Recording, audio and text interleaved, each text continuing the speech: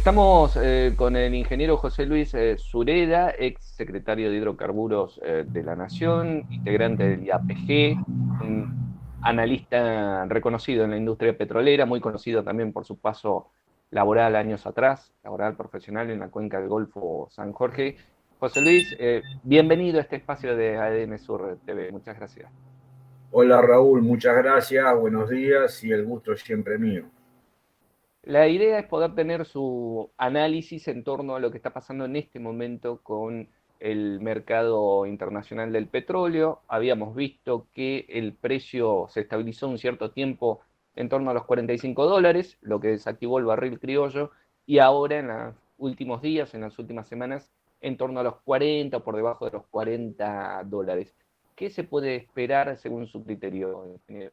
Yo creo que la mayor incertidumbre para poder tener una opinión es que nadie realmente sabe cómo va a evolucionar la pandemia del COVID. Están habiendo reflujos, están habiendo segunda fase de desarrollo del virus que está anulando progresos que se habían hecho en muchos países. De manera que hay una incertidumbre respecto de cómo va a evolucionar este problema y que tiene un impacto fortísimo y muy especialmente en el sector del transporte.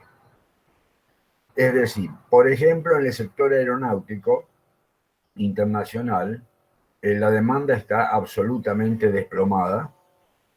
En el sector automotriz, en China, digamos que es la que sostiene el transporte por automotor, está sosteniendo un poco la demanda porque la gente no quiere usar medios colectivos de transporte y entonces utiliza mucho más los autos.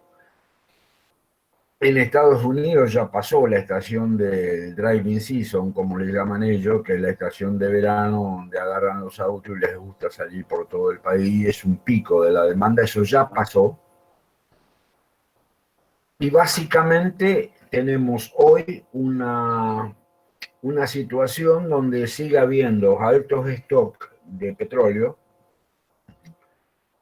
y uno está tentado por sacar conclusiones respecto de los stocks de petróleo. Yo leo analistas que hablan de que los stocks están variando, subiendo, bajando, entonces en función de cómo varían los stocks, ellos dicen la cosa se reactiva o no. A mí me parece que la única verdad son las corridas de refinería, porque los stocks es mover el petróleo de un almacenaje en una caleta y llevarlo a otro almacenaje.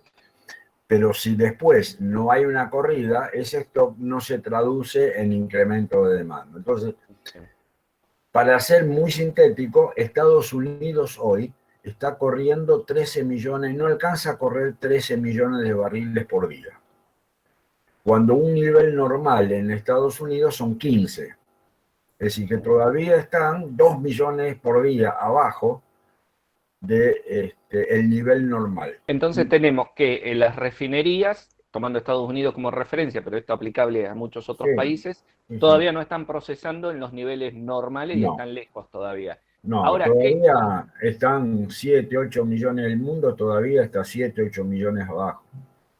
y eso coincide, es decir, 7, 8 millones de barriles diarios que están sobrando, ¿verdad? Sí. En la oferta frente a la demanda. ¿Y cómo juega el acuerdo de la OPEP más que incluso a partir de agosto, entiendo, tenía que empezar a reducir la cuota de recorte, es decir, a inyectar más petróleo? ¿Eso se está cumpliendo, José Luis? No, y hay un hecho más que señala que el mercado todavía no se recupera, y es la llamativa disciplina de los miembros de OPEC en abstenerse y en aferrarse a los recortes. Si hubiese en este momento una recuperación de la demanda, lo que veríamos sería una suerte de free riders, es decir, productores que se cortarían solo tratando de capturar lo más posible ese incremento de la demanda. Pero eso no está ocurriendo. Y el hecho de que OPEP esté muy disciplinada es un signo de preocupación y de temor, porque si no, ya ese acuerdo se hubiese desbandado, como ha pasado en tantas otras veces. Cuando ven que la demanda sube, los acuerdos se caen. Quiero hacer acordar que el acuerdo de OPEC dice cuánto se recorta, pero no dice nada respecto de cómo, una vez que se recupera la demanda, ese incremento de demanda se asigna entre los signatarios del acuerdo. Ahí eso no está claro. Así que por donde uno lo mire, por las corridas de refinería o por el lado de la oferta, evidentemente no hay una recuperación sostenida y todavía estamos lejos de los niveles normales.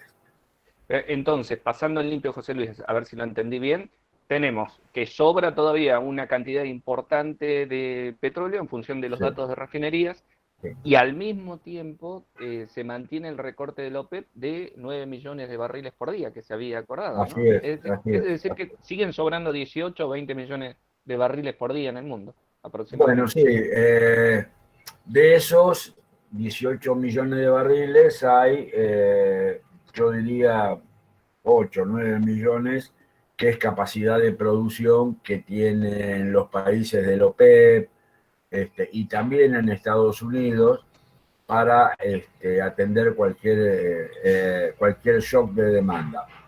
Y digo también Estados Unidos porque Estados Unidos tiene perforados pero no completados, más de 7.500 pozos de shale. Pozos de shale que a lo único que le está faltando es la fractura para poder entrar en operación y en producción. Entonces, cuando se recupere la demanda, posiblemente ellos comiencen a meter estos pozos rápidamente. Y eso va a volver a frenar el precio. Y eso va a volver a crear tensión entre los productores de shale y la OPEC. Es cierto, una guerra que no terminó de ninguna manera. Hay Bien. 7.700 pozos perforados esperando que aumente la demanda. Claro. Y cuando entren a jugar esos pozos, vuelve a incrementarse la oferta y entonces el precio vuelve a quedar aplacado, digamos, ¿no? Sí, sí. ¿Cómo nos impacta esto en la Argentina, que representamos menos del 1% de la producción mundial? Dejó de regir el barril criollo. Creo que usted tiene una visión crítica sobre ese aspecto que le pedimos que la comente y que se puede esperar a partir de ahora. Mire, yo tengo una visión crítica porque creo que el barril criollo no está destinado a, como se dice, no está destinado a reactivar la producción. Y no puede estar destinado a reactivar la producción desde el momento que los precios en la bomba de nafta están atrasados. Y usted sube el precio del crudo, sube el precio de la materia prima y congeló el precio de los combustibles en la bomba, es imposible que haya una reactivación en la producción. Esto se lo digo antes de hoy. Hoy con un dólar de 130 pesos, dígame cuánto vale un litro de gasolina en una estación de servicio. 20 centavos, 25 centavos. Ujú. Es Ese es nada. el retraso es versus $1 el litro, ¿no? Para tener la referencia. Sí, sí, es un dólar porque tenemos mucha carga impositiva. Si uno mira los precios en refinería de los combustibles en Argentina, históricamente no han estado lejos de los precios en Estados Unidos, en refinería, No en estación, que es otra cosa. no en la estación. Porque tenemos otros problemas logísticos, impuestos, muchos impuestos. Pero entonces para mí el barril criollo, tal como está hecho, no sirve para reactivar.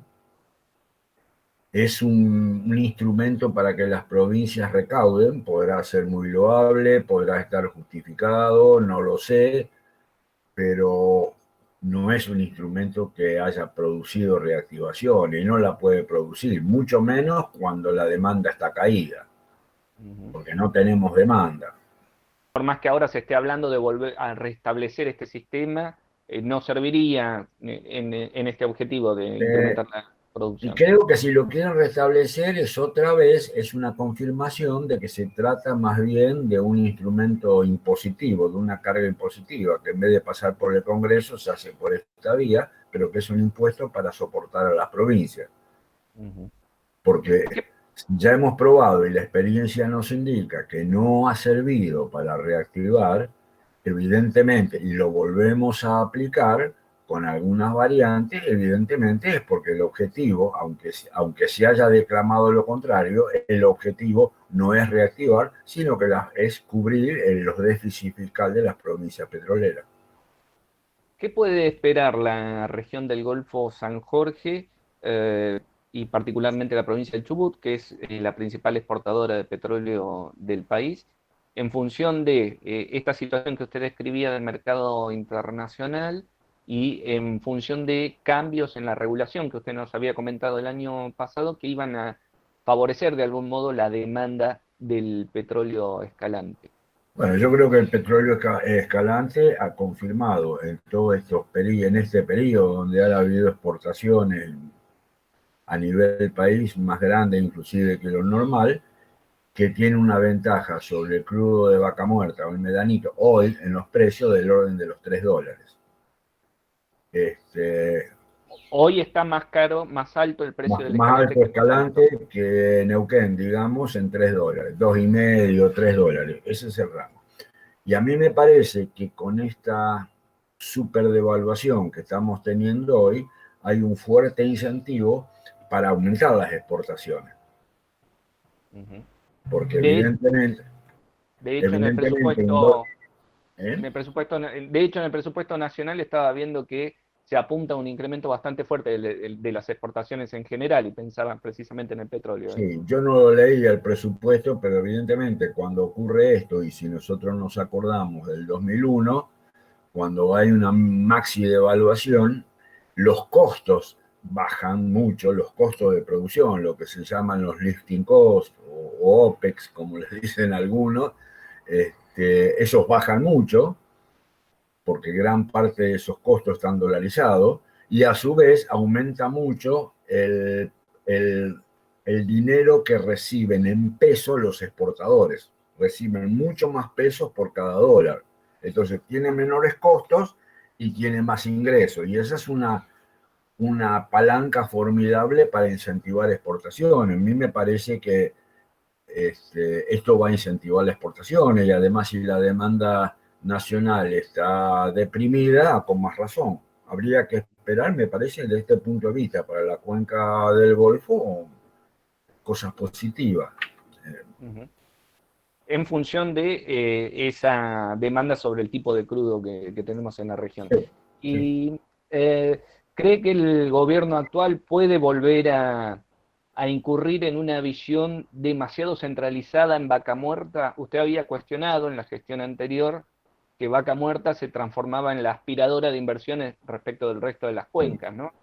¿Sostiene ese mismo criterio? ¿Puede llegar a pasar lo mismo en este nuevo periodo de Sí, gobierno? sí, yo sigo pensando eso y me sigue preocupando y me sigue preocupando mucho, sobre todo si, a ver, si el gobierno le asigna a YPF un rol de liderazgo o un rol de marcador de la política energética que lo convierta a YPF en una suerte de regulador más.